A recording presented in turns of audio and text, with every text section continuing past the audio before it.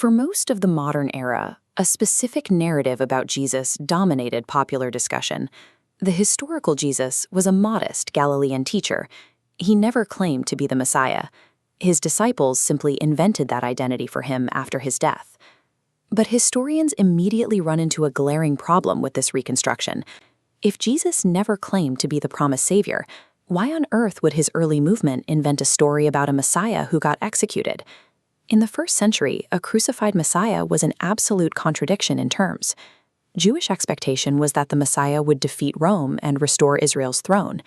Inventing a savior whose story ends on a shameful public Roman cross is the worst possible marketing strategy for a new religious movement. To figure out what actually happened, historians test 4 distinct theories about Jesus' self-identity against the surviving evidence. Resolving this historical paradox forces us to decide, does the modern consensus hold up, or does the evidence reveal a figure who deliberately reshaped the messianic category while he claimed it? Let's start by testing the first theory, that he never claimed the title at all. We immediately run into multiple independent manuscript accounts of his explicit confessions. When asked directly by the high priest during his trial if he was the Christ, the Son of God, he answered, "I am." And when his disciple Peter called him the Christ at Caesarea Philippi, he openly affirmed it.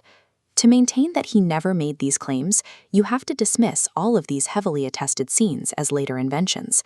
It requires throwing out the entire historical core of the Gospels. This leads some scholars to a second theory, that Jesus only claimed to be a generic prophet figure, not a king. But his physical actions tell a different story.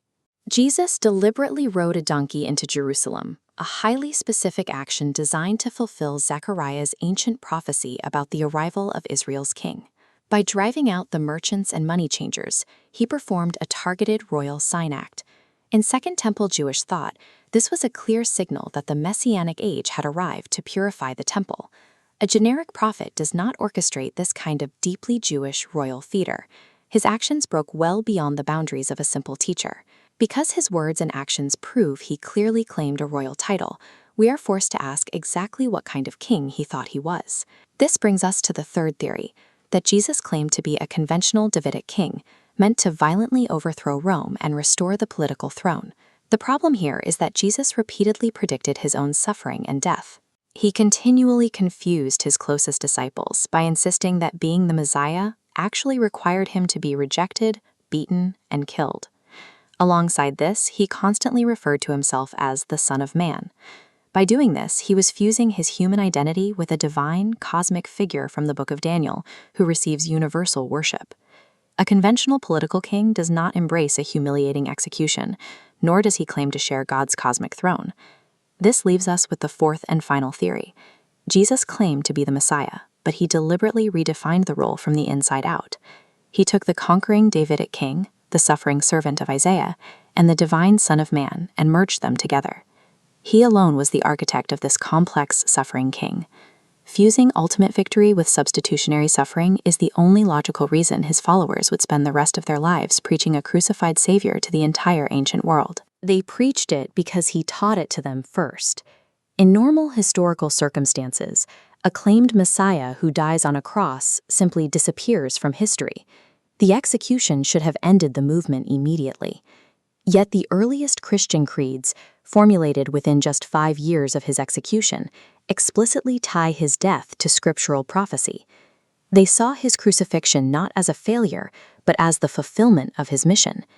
These early believers taught that his resurrection from the dead was God the Father's ultimate vindication of his radical identity. The resurrection was proof that his redefinition was correct. But you cannot vindicate a claim that was never made in the first place.